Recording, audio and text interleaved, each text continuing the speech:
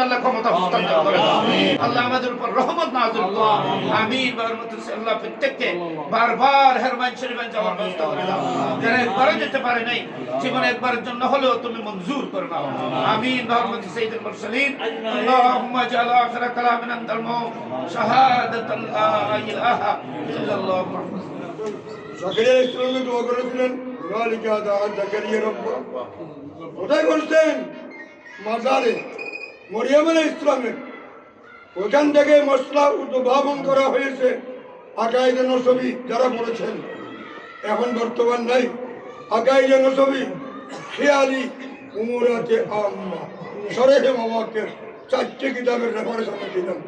প্রত্যেক কিতাবে কারামাতুল আউলিয়া হকুন, ওই জায়গাটা একটু রিসার্চ করে দেখেন যে অলির দরবারে দোয়া কবুল করে, অলির দরবারে। সুতরাং আহলে সুন্নাত ওয়াল জামাত অলির দরবারে আসেন, এখানে দোয়া কবুল করে।